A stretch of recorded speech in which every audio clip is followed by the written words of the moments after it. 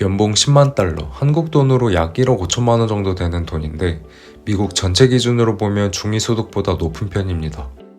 근데 지금 미국에서 이 연봉을 받는 직장인이 집 사는 건 주저할 수밖에 없는 상황인데 40만 달러, 약 6억 좀 안 되는 평범한 집인데도 모기지, 재산세, 보험료, HOA까지 합하면 월에 3천 달러는 그냥 나가거든요.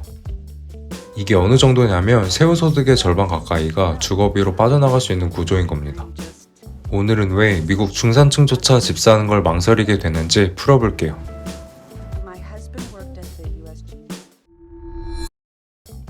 일반적으로 미국 집을 떠올리면 마당 있는 단독주택, 차고, 잔디밭 이런 이미지를 떠올려 볼 수 있는데 이런 미국 집들이 얼마나 올랐냐면 2012년에는 22만 달러, 약 3.3억 수준에서 2024년에는 약 41만 달러, 약 6.1억으로 거의 10년 사이에 2배 좀 안 되게 오른 겁니다.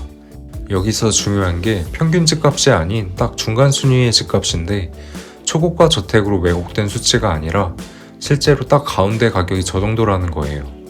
왜 이렇게 빨리 올랐냐면 코로나 시기에 미국은 역사상 가장 낮은 금리를 경험했습니다. 30년 고정 모기지 금리가 2에서 3%대였거든요.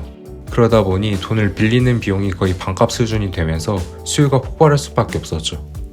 공급은 충분하지 않은 상태에서 수요만 많아지다 보니 가격은 빠르게 올라갈 수밖에 없었습니다. 즉 단순한 투기 버블이라기보단 저금리와 공급 부족이 동시에 작용한 구조였었어요. 근데 미국은 워낙 땅이 넓고 지역별로 소득 격차도 꽤 크다 보니 지역 차이를 무시할 수 없긴 하거든요. 캘리포니아 같은 주요 도시나 뉴욕 메트로 지역, 보스턴 등은 이 정도 가격인데 오하이오, 인디애나 등 일부 중서부 도시는 20만 달러대 주택도 존재해요. 즉 싼 지역도 있긴 있는데 여기서 중요한 게 일자리와 고소득 산업이 몰려있는 지역은 이미 비싸다는 겁니다. 결국 많은 사람들이 원하는 지역은 이미 높은 가격대가 형성되어 있다는 의미예요. 이 집값을 소득 대비로 보면 현실은 더 팍팍해져요. 미국 가구의 중위소득은 2023년 기준으로 약 7만 5천 불인데 이 중간주택 가격을 중위소득으로 나누면 약 5.5배거든요. OECD 기준에서는 주택가격이 소득의 3, 4배를 넘으면 부담이 커지는 구간으로 보게 되는데 즉 미국도 이미 소득 대비 부담 시장에 들어와 있는 상태입니다. 여기서 집값이 올랐던 속도와 임금 상승률을 비교해보면 집값은 비슷한 시기 약 87% 상승하는 동안 소득은 5만 1,000달러에서 7만 5천 달러로 약 46% 상승해요. 그래서 문제가 집값이 소득보다 훨씬 더 빨리 올랐다는 겁니다. 그래서 지금 미국 젊은 세대도 단순 집이 비싸다가 아닌 집값 오르는 속도를 따라잡을 수가 없다고 느끼고 있는 겁니다. 결국 한국이든 미국이든 젊은 세대들이 집 사는 건 확실히 어디든 어려워지고 있습니다. 근데 진짜 문제는 여기서부터 시작이에요. 집값보다 사실 월 납입금이 훨씬 더 큰 문제거든요. 2021년 초반쯤에 30년 고정 모기지 금리는 약 3%대였는데 2023년에서 2025년은 약 6에서 7% 수준으로 유지되었죠. 약 4% 차이인데 이게 체감이 엄청 달라집니다. 이게 어느 정도냐면 주택가격이 40만 불이라고 예를 들면 본인 자금을 제외한 32만 불을 대출받았을 경우 금리가 3%일 때와 7%일 때 월 부담이 약 800불 차이가 나요. 연간으로 치면 약 9,600불 정도 되는데 연봉으로 치면 약 1,400만원 차이입니다. 현실에선 20% 다운페이도 많지 않으므로 월 상환액은 더 올라갑니다. 즉 집값이 그대로인 상태에서 금리만 올라가도 구매여력은 급격하게 줄어들게 되죠.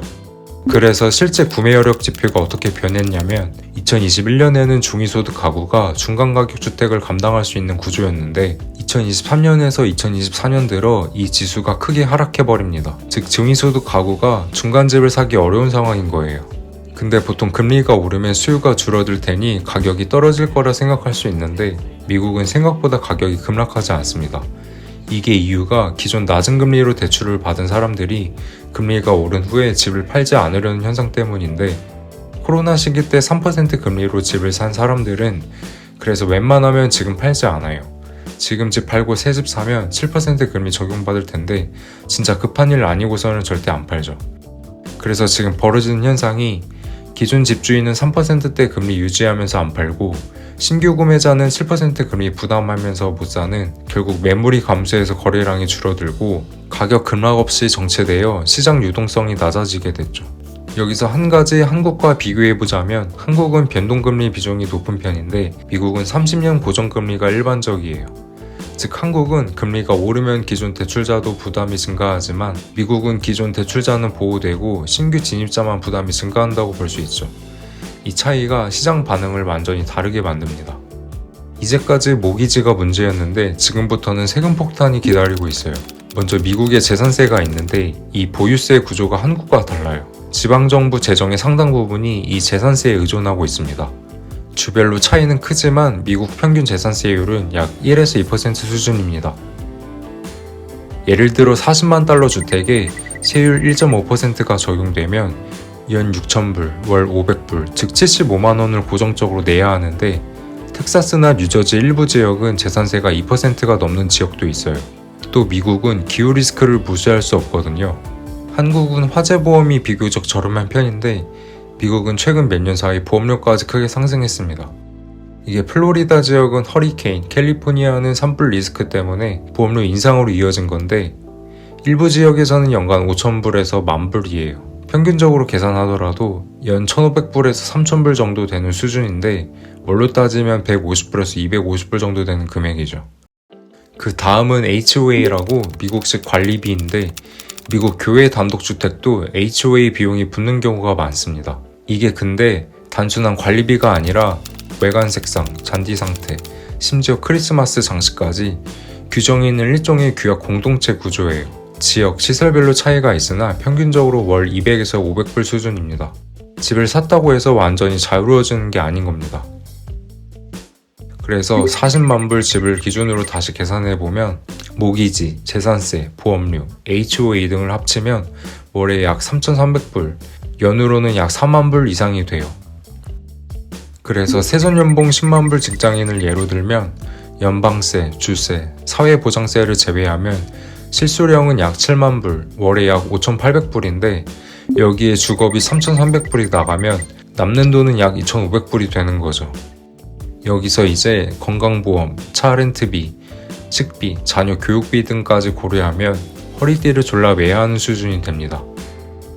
그래서 미국이 집은 있는데 현금은 없는 하우스푸어가 많은 이유입니다.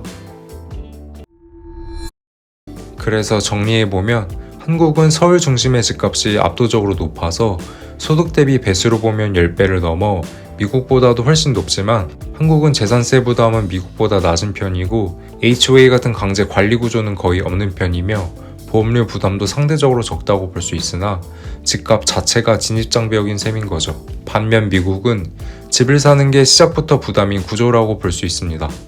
이게 근본적인 구조가 다르기 때문에 어느 쪽이 더 힘들다고 단정 지을 수는 없지만 한 가지 분명한 건 한국이나 미국이나 결국 소득이 집값을 따라가지 못하는 구조의 문제를 심각하게 겪고 있는 거예요. 오늘의 이야기는 여기까지입니다. 세상의 모든 이야기였습니다. 감사합니다.